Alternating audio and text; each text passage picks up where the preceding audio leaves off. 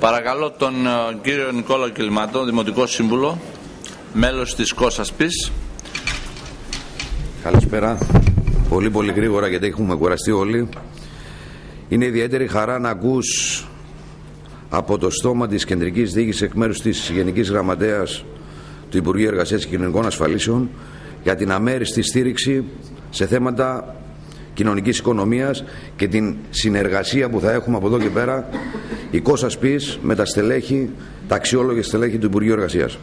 Επίσης, είναι ιδιαίτερη χαρά για μας να ακούμε τη Γενική Γραμματέα της Αποκεντρωμένης Διοίκησης να αποκαλεί τον Δήμο της ΚΟ στην πρωινή συνάντηση σύσκεψη που είχαμε στο Δήμο μας ως πρωτογενές κύτταρο των επιχειρήσεων κοινωνικής οικονομίας και ότι μας ευχαριστεί εκ μέρους όλου του Αιγαίου για την πολιτική στόχευση που δεν είναι άλλη από τη στήριξη των νέων ανθρώπων στα πρώτα τους τουλάχιστον βήματα. Κυρία Γενικέ του Υπουργείου, κυρία Γενικέ της Αποκεντρωμένης, για μας, όπως το είδατε άλλωστε, είναι ένα πάρα πολύ σημαντικό εγχείρημα και ένα στίχημα αυτής της Δημοτικής Αρχής. Οι δύσκολες εξελίξεις του δημόσιου τομέα να ανταποκριθεί στις κοινωνικές ανάγκες οδήγησαν σε ένα επαναπροσδιορισμό της σχέσης μεταξύ του κράτους και του ατόμου. Η επιχειρηματική δραστηριότητα έλκεται στο λεγόμενο τρίτο τομέα για να αντιμετωπίσει σοβαρά κοινωνικά θέματα όπως είναι μεταξύ άλλων η ανεργία, η φτώχεια, ο κοινωνικός αποκλεισμός και κυρίως η απειλή της κοινωνικής συνοχής και του κοινωνικού ιστού του κάθε τόπου. Οι επιχειρήσεις κοινωνικής οικονομίας στην ουσία αλλάζουν τα μέχρι σήμερα δεδομένα που δεν ήταν άλλα από τις παγιωμένες συνήθειες κάθε περιφέρειας της χώρας μας που όλοι γνωρίζουμε. Υποκαθιστούν στην ουσία το κράτος, αντιμετωπίζουν τα δημοσιονομικά ελλείμματα με τη δημιουργία νέων οργανωσιακών σχημάτων όπως είναι οι κοινωνικές εταιρείες και το κοινωνικό franchise. Κοινωνικός επιχειρηματίας είναι κάποιος που έχει τη φαντασία να προσδιορίσει νέες ευκαιρίες και την αποφασιστικότητα να την υλοποιήσει και που αυτό θα το κάνει πρωτίστως για το δημόσιο καλό και δευτερευόντως για ιδιωτικό όφελος. Άρα λοιπόν δεν μιλάμε μόνο για συνειδητή επιλογή αλλά κυρίως για ιδεολογική επιχειρηματική στάση.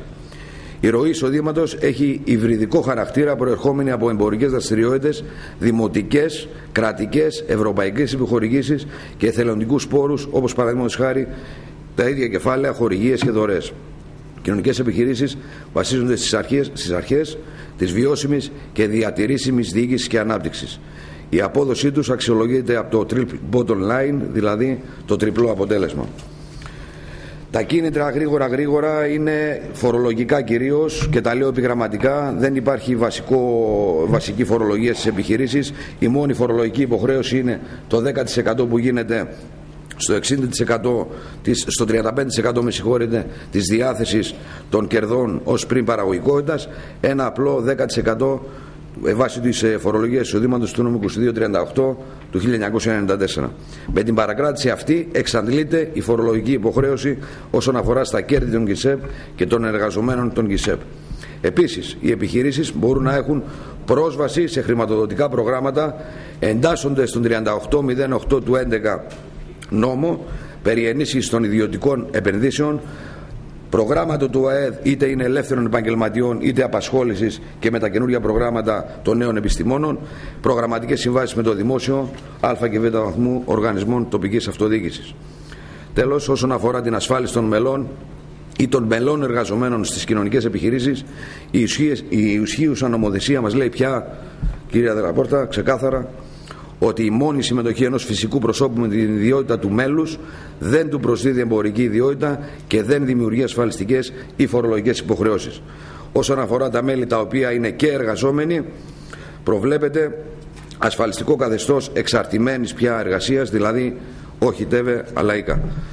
Κλείνοντας, κυρίες και κύριοι, αγαπητό Προεδρείο, θέλω να ευχαριστήσω όλους τους ομιλητές, τις εμπειρίες που μας κατέθεσαν τα μέλη των Ευρωπαϊκών Συνεταιριστικών Επιχειρήσεων, έχοντας την τιμή να συμμετέχω ως Δημοτικό Σύμβουλο σε αυτό το Δήμο της ΚΟ και ως ένα από τα ιδρυτικά στελέχη του Δικτύου Κοινωνικών Επιχειρήσεων Συνεταιριστικών Επιχειρήσεων ΚΟΣΑΣΠΙΣ, θέλω με ιδιαίτερη έμφαση να σας πω με απλό και ξεκάθαρο τρόπο.